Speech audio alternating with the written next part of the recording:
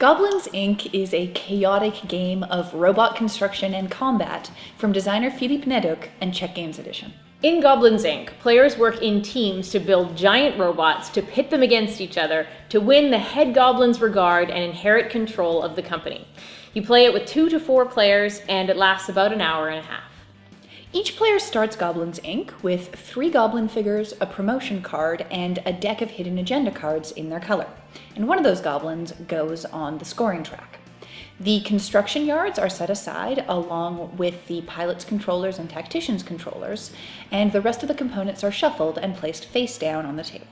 The game plays in 3 rounds. At the beginning of the round, the top card of the team deck is flipped over, which determines the team setup for that round. Next, a blueprint card is drawn.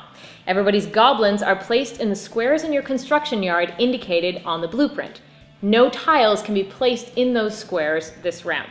Next, each player draws 7 hidden agenda cards. Next, the players build their robots. One player from each team draws 5 tiles and then chooses to keep 3 and passes the other 2 to the other team. They're then going to take their total of 5 tiles and place them in the construction yard. While they're building, the other player on their team draws 5 tiles, picks 3, and trades 2, and then adds them to the robot once the first player is done. This is going to continue until every player has built twice, and players on the same team are not allowed to talk to each other while they're doing it. Robot tiles are either weapons, armor, engines, or decorations. Weapons fire in the direction that the arrows indicate. Armor give you defense tokens, which make it more difficult to destroy your robot. Engines allow you to maneuver during combat and give you some more tactical options. And decorations just make your robot look really cool. Premium tiles are marked with a specific symbol, and they are just a little bit better than their normal counterparts. Pieces must be connected so that a goblin can walk from the cockpit in the center of the robot to any of the robot's parts along a continuous segment of metal. As soon as you're done building the robots, any part that's not properly attached falls off right away, and players add 1 defense tile for every armor plate that's depicted on an armor tile. Now, if that armor plate connects to a piece of metal on the tile adjacent to it, then the defense token gets placed across both tiles and it can defend either one in combat. Finally, each player moves their goblins to the robot's cockpit and chooses 4 of their hidden agenda cards to keep. Hidden agendas give you points at the end of the round for destroying or protecting certain parts of either your own or your opponent's robot. There's also a hidden agenda that allows you to bet on the outcome of the battle. Now, each combat phase lasts up to 4 rounds. 1 player per team is the robot's pilot, and the other is the tactician, and they're going to switch roles at the end of each combat round. So to start, 3 tactics cards are laid face up on the table, and the players secretly choose their actions. The pilots are going to use their controllers to indicate which side of their robot is going to face forward and fire, as well as which side of their opponent's robot they're going to shoot at. Now, the number of arrows pointing in the same direction is going to determine how many attack dice you get to roll when that side of the robot is facing forwards. Turning your robot 90 degrees or attacking your opponent's side takes 1 engine. Turning your robot 180 degrees or attacking your opponent's back takes 2 engines. If you don't turn your robot, then your robot overheats and you lose 1 attack die. If you don't have enough engines to complete a maneuver, then you can't move your robot. You fire straight ahead and your robot overheats. The tactician uses their controller to secretly choose one of the 3 face-up tactics cards. And these cards are going to let you either modify your dice or modify your robot. Now, if both tacticians choose the same card, then the one whose robot has the most engine power left after maneuvering gets it. Everyone's actions are revealed simultaneously. All robots turn in unison. Tacticians collect their card and roll the appropriate number of dice.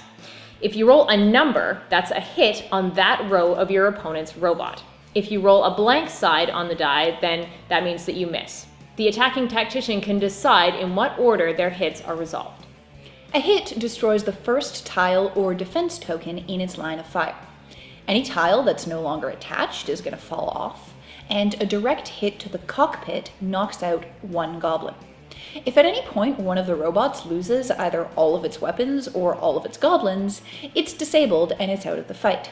If both robots survive all 4 combat rounds, then the team whose robot knocked off the most pieces from the other team's robot wins the combat. The winner of a fight gets 2 points for every one of their goblins left in the cockpit, and 1 point for every one of their team members' goblins left in the cockpit. Next, all of the hidden agenda cards are revealed and scored, and at the end of 3 rounds, the player who has the most points is the winner.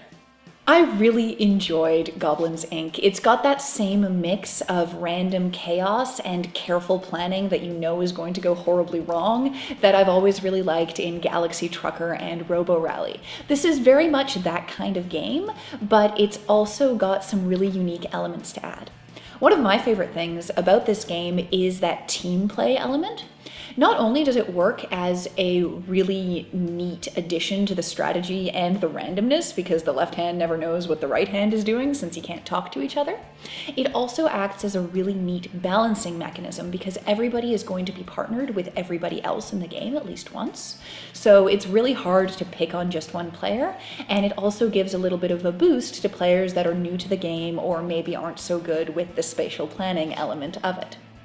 Now, the downside of that careful team balance is that it works best really only with 4 players. This game feels like it was designed as a 4-player game, and the 3 and 2-player versions are variants that work pretty well but don't have the same balance and interest that the 4-player version does. So another possible negative that some people might see in this game is that level of randomness. If you don't like chaos and randomness in your game, then you're probably going to find Goblins Inc. a little bit frustrating, because it certainly is a big part of it. However, one good thing about randomness is the replayability. You're going to be able to play this game over and over again, and it's going to be different every time just because of that level of randomness.